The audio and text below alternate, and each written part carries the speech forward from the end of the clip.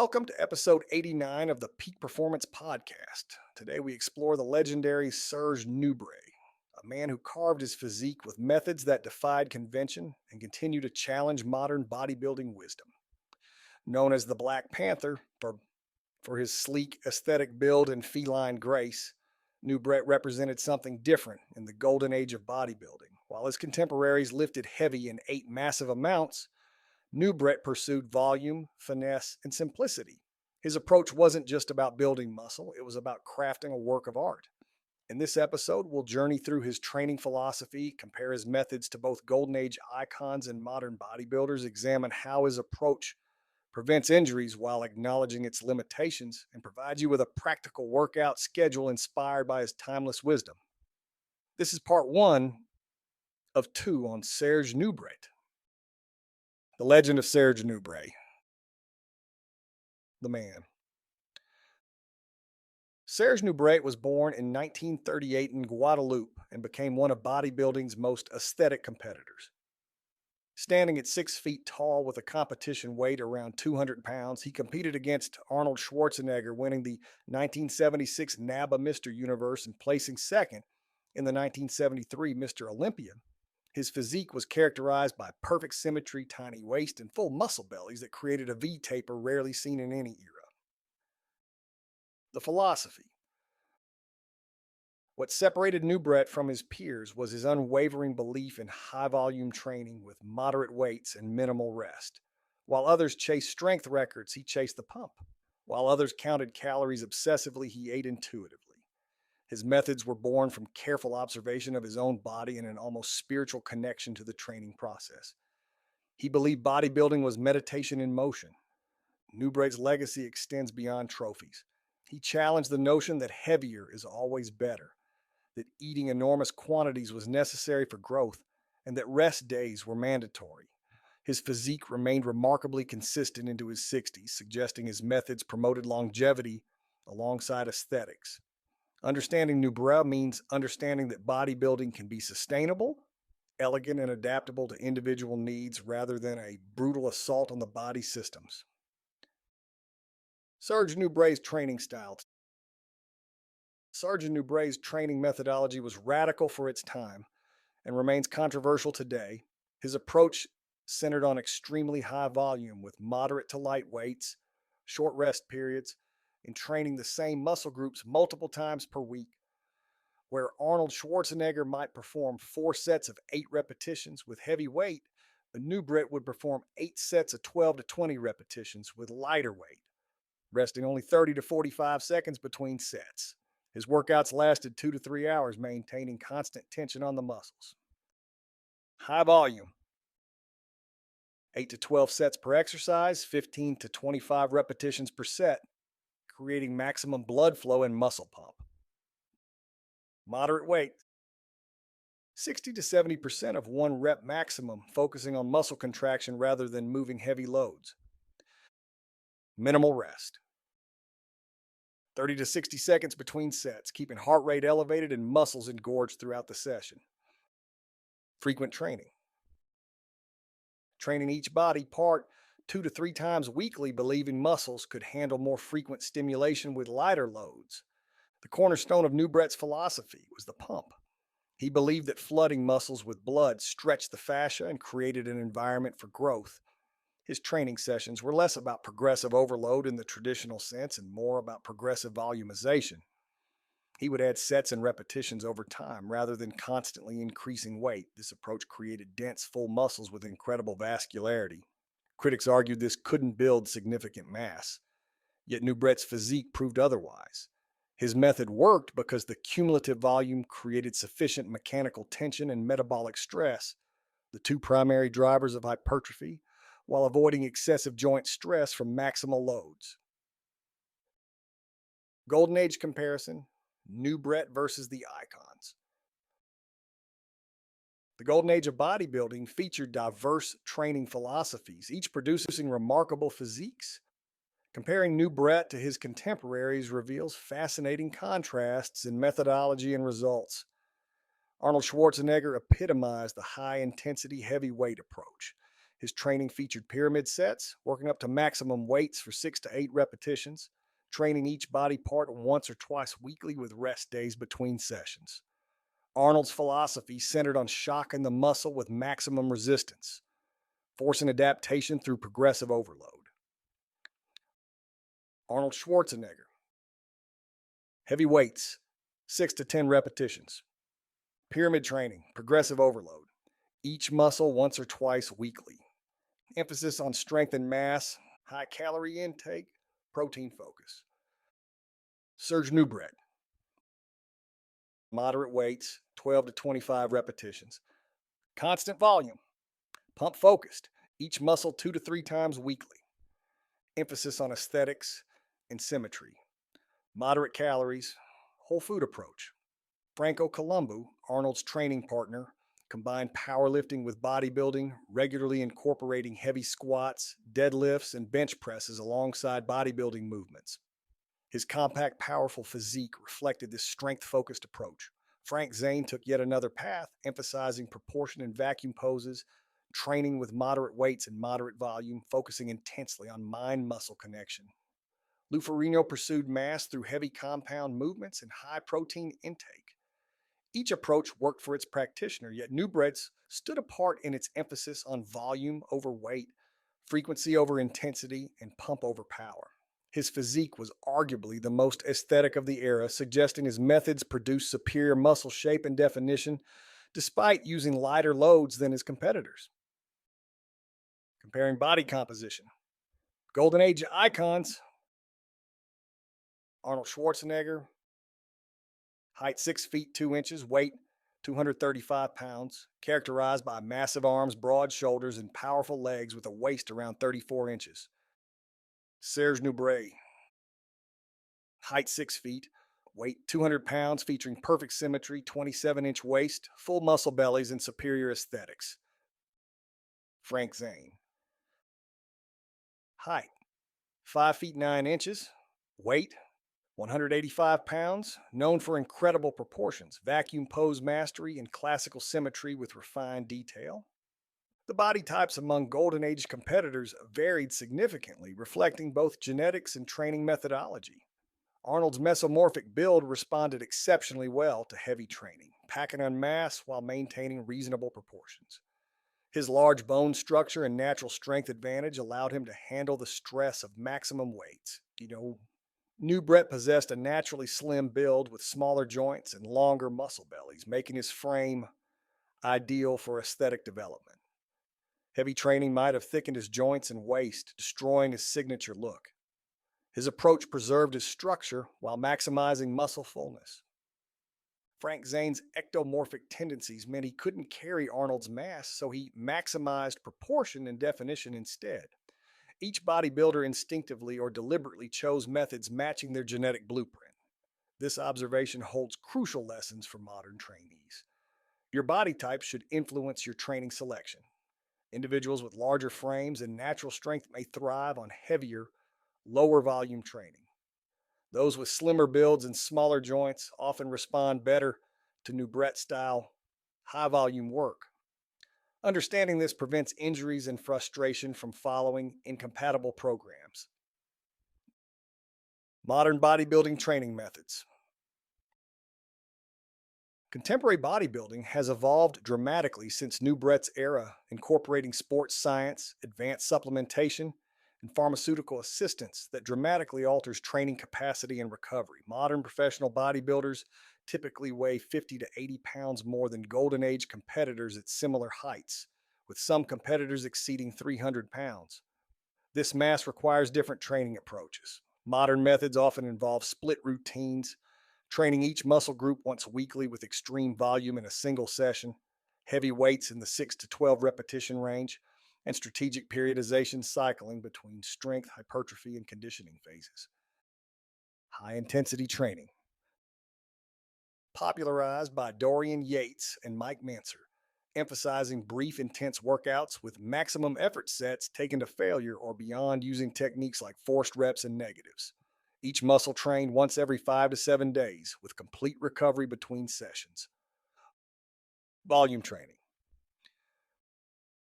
Modern interpretation involves 10 to 20 sets per muscle group in a single weekly session using various exercises, angles, and rep ranges to completely exhaust the muscle. Recovery takes a full week before training that muscle again. Blood flow restriction. Scientific application of tourniquets during lightweight training to trap blood in muscles, creating hypoxia and metabolic stress that triggers growth with minimal joint stress. Growing in popularity for injury prevention. The pharmaceutical reality of modern professional bodybuilding cannot be ignored when comparing training methods. Enhanced recovery capacity allows modern bodybuilders to train with volumes and intensities that would destroy natural athletes. Growth hormone, insulin, and anabolic steroids dramatically accelerate recovery, allowing muscles to tolerate more damage. This creates a widening gap between training advice from enhanced athletes and what natural trainees can sustain. Nubret's methods, developed in an era with less pharmaceutical assistance, may actually be more appropriate for natural bodybuilders today than methods used by modern professionals who recover at superhuman rates. Nubret's diet philosophy. Serge Nubret's nutritional approach was remarkably simple compared to the obsessive macro tracking and supplementation common today. His diet centered on whole, unprocessed foods with an emphasis on animal protein, primarily consuming red meat, particularly horse meat, which was common in France, along with white rice as his primary carbohydrate source and minimal vegetables. He famously consumed 3 to 4 pounds of horse meat daily, believing the nutrient density and amino acid profile superior to chicken or fish. This created a naturally high protein, moderate carbohydrate, and low fat diet without counting macros. Protein priority: 3 to 4 pounds of red meat daily provided approximately 400 grams of protein, far exceeding modern recommendations but creating consistent amino acid availability. Simple carbohydrates. White rice provided easily digestible energy without bloating, typically consumed in moderate amounts to fuel training without excess body fat. Minimal processing. No protein powders, meal replacements, or engineered foods, believing natural whole foods provided superior nutrition and digestibility.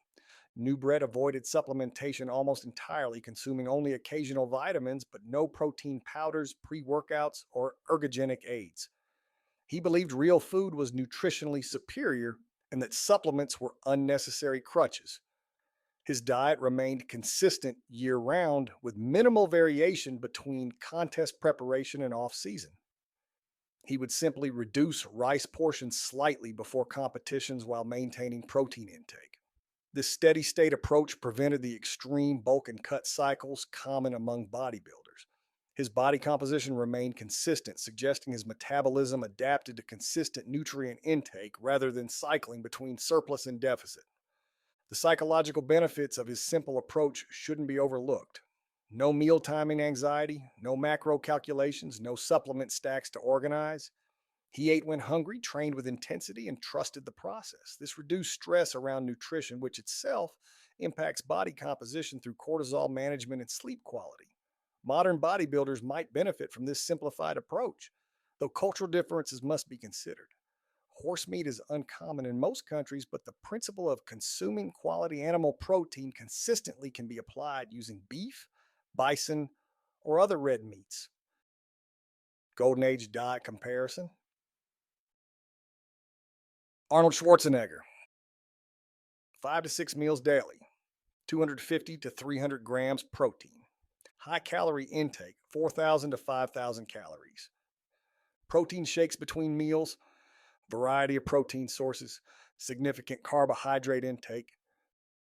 Serge Nubret, 2 to 3 large meals, 350 to 400 grams protein. Moderate calories, 3,000 to 3,500 calories. No supplementation. Primarily horse meat, moderate carbohydrates.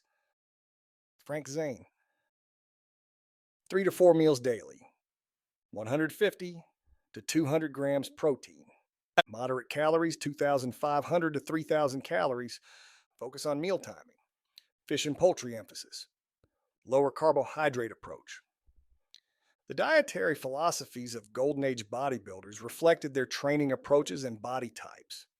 Arnold's massive calorie intake supported his heavy training and natural size, requiring abundant energy for recovery and growth. His approach was conventional for the era: eat big to get big.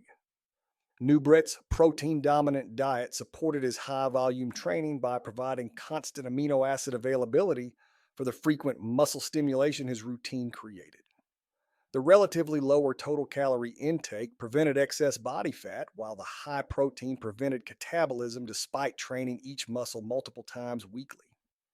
Frank Zane's lower calorie and protein intake reflected his smaller frame and more moderate training volume. He focused on nutrient timing, eating specific foods at specific times relative to training for optimal performance and recovery. His lower carbohydrate approach helped maintain his famously tight conditioning year round. Each approach worked for its practitioner, yet Nubret's simplicity stands out. No complex meal timing, no cycling calories dramatically between seasons, no dependence on supplements. Just consistent quality nutrition day after day, year after year. This consistency likely contributed to his remarkable longevity in the sport and his ability to maintain his physique decades after retirement. Modern bodybuilding diets. Contemporary bodybuilding nutrition has become increasingly scientific and complex, with athletes tracking macronutrients to the gram, timing nutrients around training with precision, and utilizing extensive supplementation protocols. Modern professional bodybuilders typically consume 6 to 8 meals daily, often incorporating 2 to 3 protein shakes, with total daily protein intake ranging from 300 to 500 grams depending on body weight. Carbohydrates are cycled strategically, with higher intake on training days and lower intake on rest days, while fat intake is carefully controlled to allow maximum carbohydrate consumption within calorie targets. Macro tracking. Every meal logged and tracked using applications ensuring precise macronutrient ratios are maintained consistently throughout the day and week. Nutrient timing. Strategic placement of carbohydrates and protein around training windows to optimize performance, recovery, and muscle protein synthesis. Supplementation. Extensive use of protein powders, amino acids, creatine, pre-workouts, and various ergogenic aids to enhance performance and recovery. Periodization. Cycling calories between growth phases with calorie surplus and cutting phases with calorie deficit to maximize muscle gain while minimizing fat. The complexity of modern bodybuilding nutrition reflects both scientific advancement and increasing competitiveness. Research has identified optimal protein intake ranges, effective nutrient timing windows, and beneficial supplements. However, this complexity can become overwhelming and create unhealthy relationships with food. The obsessive tracking, rigid meal timing, and extreme calorie swings between bulking and cutting phases can trigger disordered eating patterns and metabolic adaptation that makes maintaining lean body composition increasingly difficult over time. Comparing Nubret's simple approach to modern complexity raises important questions. Does the additional complexity provide proportional benefits, or has bodybuilding nutrition become unnecessarily complicated? Research suggests protein intake beyond 1.6 grams per kilogram of body weight provides minimal additional benefit for natural athletes, meaning Nubret's extremely high intake was likely excessive even by his standards. However, his consistency and simplicity may have provided psychological and metabolic advantages that offset any nutritional inefficiency. The average person seeking improved body composition might benefit more from Nubret's simple consistency than attempting to replicate complex modern protocols designed for enhanced athletes. Body types and training adaptation. Understanding body types provides crucial context for why certain training approaches work better for different individuals. The classical somatotype classification developed by William Sheldon identifies 3 basic body types: ectomorph, mesomorph, and endomorph. While most people display characteristics of multiple types, understanding your dominant tendency helps select appropriate training and nutrition strategies. Ectomorphs are characterized by narrow shoulders and hips, long limbs, difficulty gaining weight, both muscle and fat, and fast metabolism. Mesomorphs feature naturally muscular builds, broad shoulders, narrow waist, and responsive to training, gaining muscle easily while staying relatively lean. Endomorphs have wider bone structure, natural tendency to store body fat, slower metabolism, and can gain muscle but struggle to achieve definition. Ectomorph approach. Benefits from moderate volume with adequate rest, compound movements for efficiency, and higher calorie intake to support growth. Mesomorph approach. Responds well to various training styles, can handle high volume or high intensity, and has flexibility in nutritional approaches. Endomorph approach. Benefits from higher volume training to increase calorie expenditure, more frequent training sessions, and careful dietary management. Serge Nubret's naturally ectomorphic build with long muscle bellies and smaller joints would typically struggle with heavy, low-volume training. His high-volume approach matched his body type perfectly, allowing sufficient stimulus for growth without the joint stress that would have plagued him with maximal weights. His moderate calorie intake was adequate because his naturally fast metabolism and high training volume created sufficient energy expenditure. An endomorph attempting Nubret's exact approach might struggle because the high carbohydrate intake and frequent training could lead to overtraining and fat gain if not properly calibrated. This explains why cookie-cutter programs fail most people. A program designed by and for a mesomorphic bodybuilder like Arnold would overwhelm an ectomorph and might not provide enough stimulus for an endomorph. The key is understanding your body's tendencies and selecting methods that complement rather than fight against your natural characteristics. Nubret's genius was finding a method perfectly suited to his physiology, then refining it over decades. The lesson is not to copy his exact program, but to experiment systematically to discover what your body responds to optimally. Serge Nubret's workout philosophy. At the core of Serge Nubret's training philosophy was the concept of the pump as the primary driver of muscle growth. He believed that flooding muscles with blood stretched the muscle fascia, the connective tissue surrounding muscle fibers, creating space for growth while delivering nutrients and removing waste products efficiently.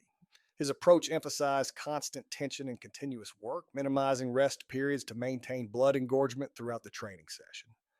This created a different type of mechanical stress than heavy lifting, focusing on time under tension and metabolic stress rather than pure force production. Continuous tension. Never locking out repetitions, maintaining constant tension on target muscles throughout entire range of motion during every set. Maximize blood flow. Short rest periods and high repetitions to trap blood in working muscles, creating a hypoxic environment that triggers growth adaptation. Mind-muscle connection. Intense mental focus on muscle contraction rather than moving weight, treating each repetition as deliberate muscle contraction practice. Frequent stimulation. Training muscles multiple times weekly with moderate stress rather than destroying them once weekly with maximum stress. Nubret viewed training as a form of meditation requiring complete mental presence.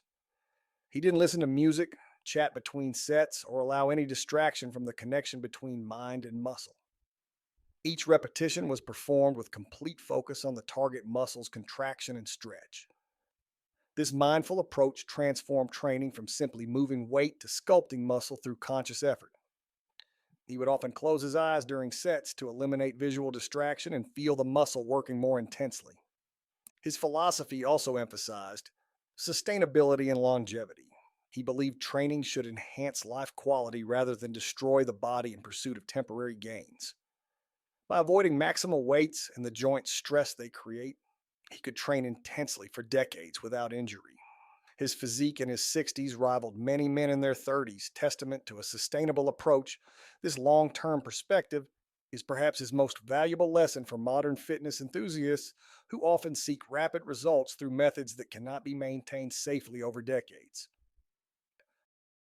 Top modern workout philosophies.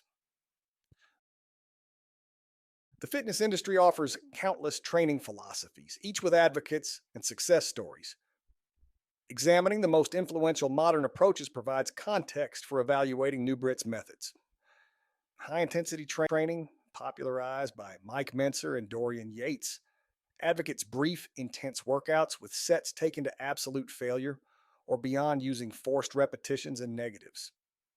Training sessions last 30 to 45 minutes, each muscle group trained once every 5 to 7 days with the philosophy that more is not better and that maximum intensity requires maximum recovery time. High intensity training. 1 to 2 working sets per exercise taken to complete failure, focusing on maximum effort rather than volume, requiring extended recovery.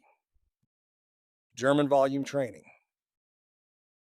10 sets of 10 repetitions with the same weight, focusing on cumulative fatigue to trigger adaptation through extreme volume.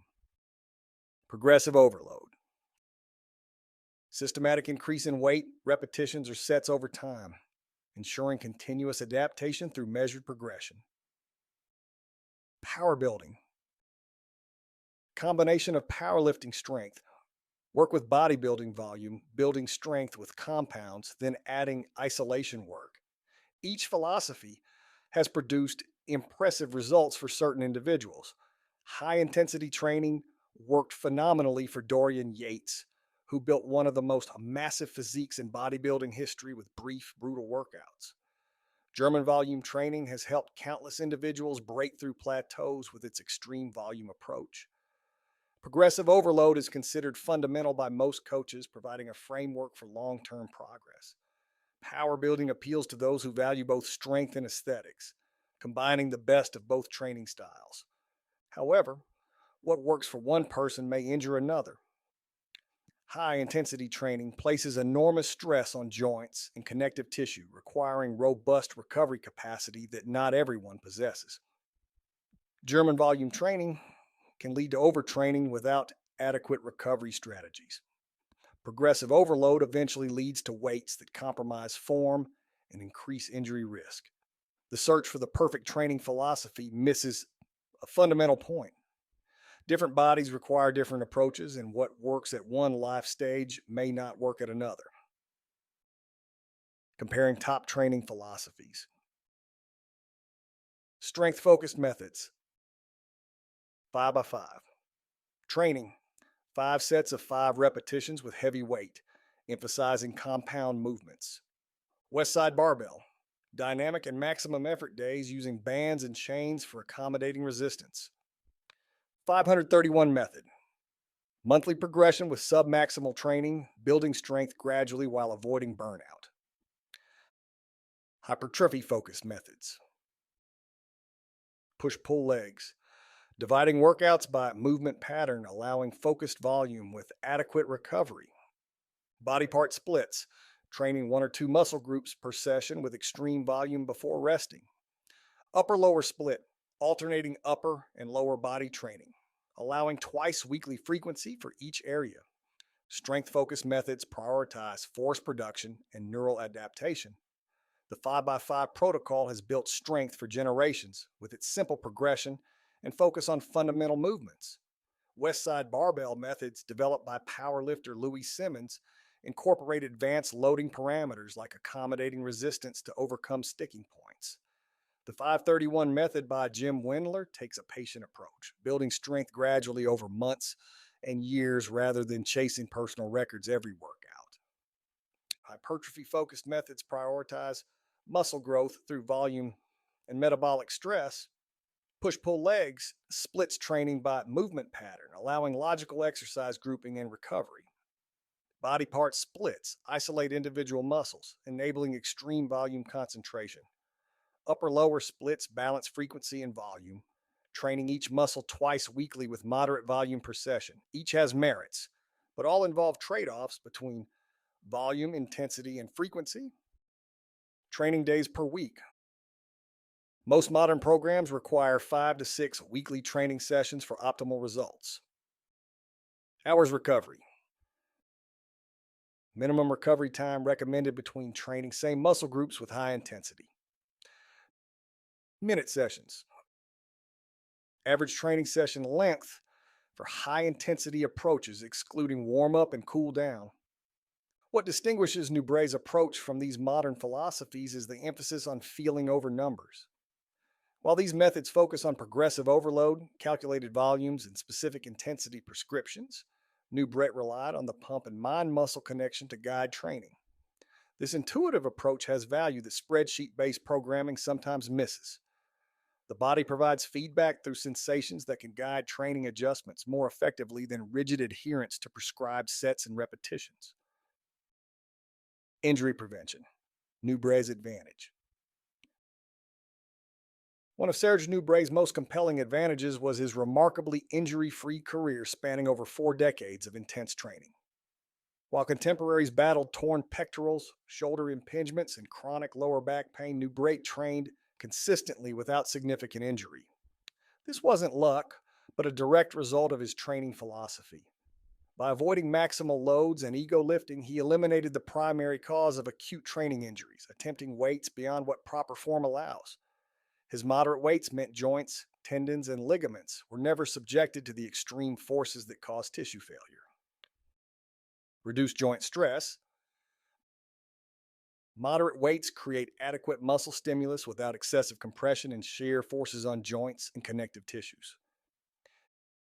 Enhance blood flow.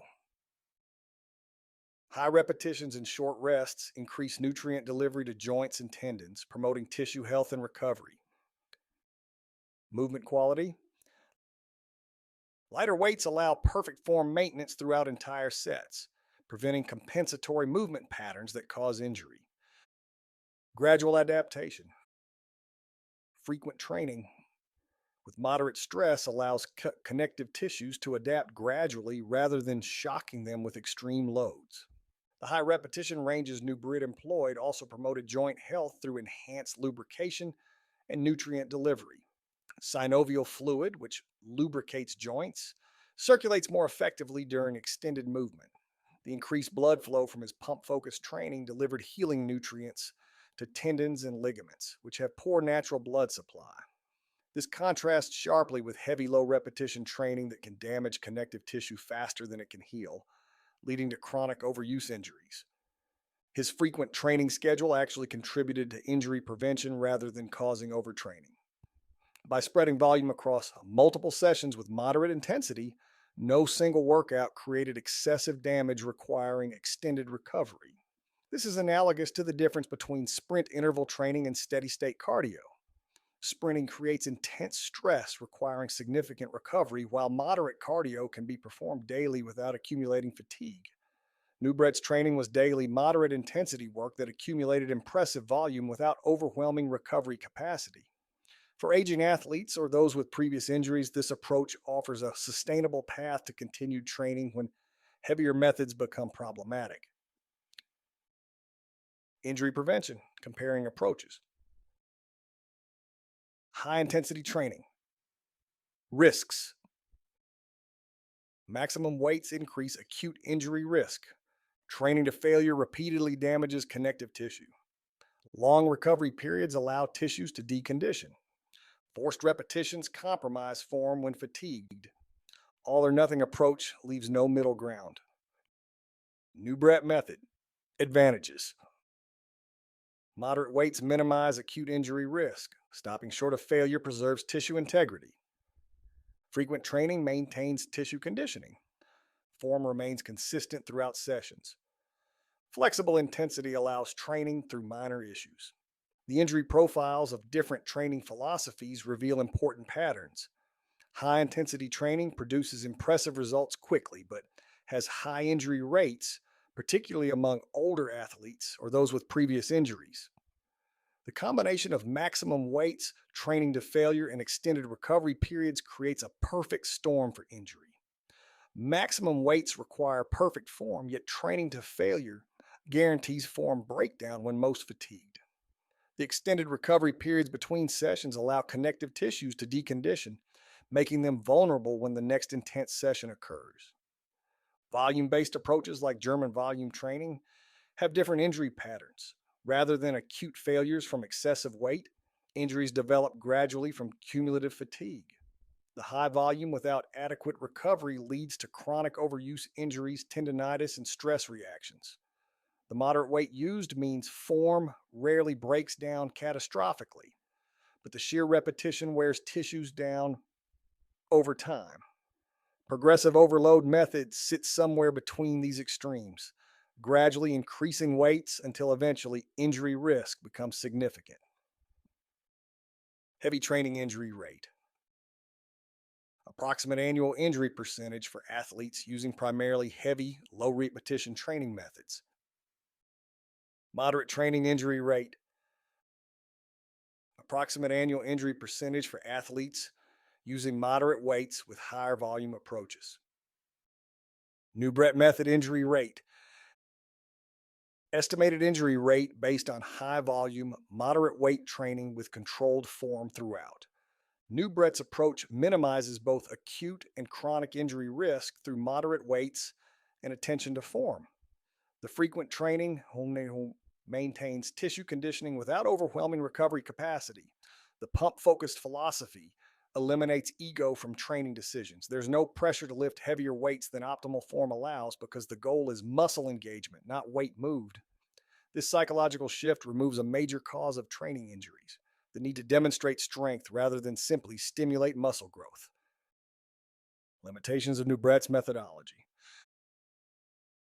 While Serge Nubret's training philosophy offers significant advantages, particularly for injury prevention and longevity, it has notable limitations that must be acknowledged. The most obvious limitation is time commitment. Nubret's training sessions lasted 2 to 3 hours, 6 days weekly. This represents 12 to 18 hours of weekly training time. Feasible for a professional bodybuilder, but unrealistic for most people, balancing work, family, and other responsibilities. The modern fitness enthusiast typically has 3 to 6 hours weekly for training, making Nubret's full approach impractical without significant modification. Time intensive. 2 to 3 hour training sessions require either exceptional time availability or significant lifestyle sacrifices that most people cannot sustain. Strength limitations. Rarely lifting heavy weights means maximum strength. Development is minimal, limiting athletic performance and functional capacity. Monotony risk. Performing similar high-volume workouts repeatedly can become mentally tedious, reducing training adherence and motivation over time. Individual variation. Some individuals respond poorly to high-volume training, experiencing excessive fatigue without commensurate muscle growth or recovery. The strength limitation deserves particular attention. While Nubret built impressive muscle mass and aesthetics, he wasn't exceptionally strong by absolute standards. His focus on moderate weights meant he never developed maximum force production capacity. For athletes requiring strength for their sport or individuals wanting to maximize functional capacity, this represents a significant limitation. Powerlifters, Olympic weightlifters, and athletes in strength-dependent sports cannot use Nubret's methods exclusively.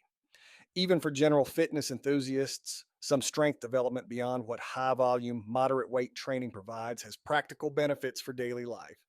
The metabolic demands of Nubret's training also limit its applicability. His extended training sessions required significant cardiovascular conditioning and work capacity that takes months to develop. Someone beginning this approach without proper conditioning would experience severe fatigue, potentially leading to overtraining rather than productive adaptation.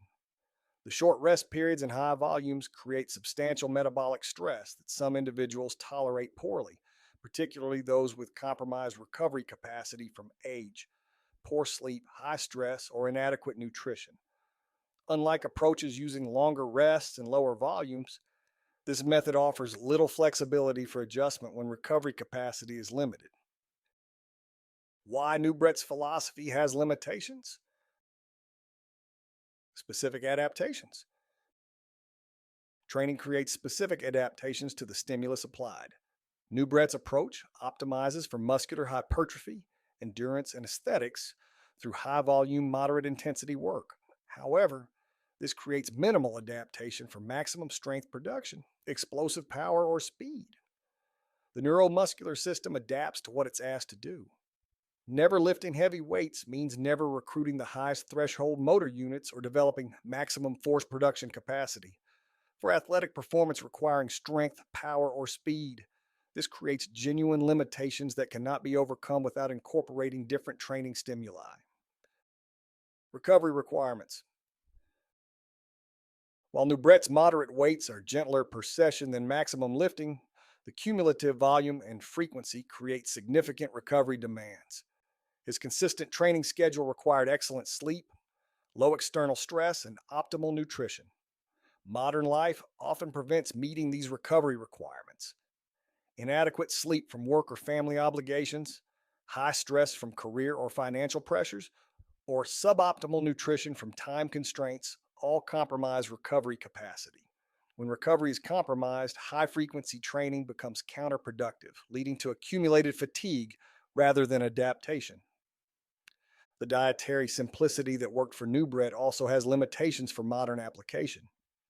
His consumption of 3 to 4 pounds of red meat daily provided massive protein intake but minimal variety in micronutrients. While he remained healthy, modern nutritional science recognizes the importance of dietary variety for comprehensive micronutrient intake, gut health, and disease prevention. His approach worked for him but might create nutritional imbalances if followed precisely by others. The lack of vegetables meant minimal fiber intake, potentially affecting digestive health and cardiovascular health over time. Hypertrophy response. Percentage of individuals who respond optimally to high volume, moderate intensity training for muscle growth, strength development. Percentage of maximum strength potential developed through moderate weights compared to heavy training. Time efficiency. Relative efficiency compared to shorter, more intense training methods for time constrained individuals. Perhaps the most significant limitation is psychological. Nubret possessed extraordinary focus and discipline, training with complete mental presence for hours daily across decades. Most people lack this level of dedication or find high volume training mentally exhausting. The monotony of performing 8 to 12 sets of the same exercise with short rests can become tedious.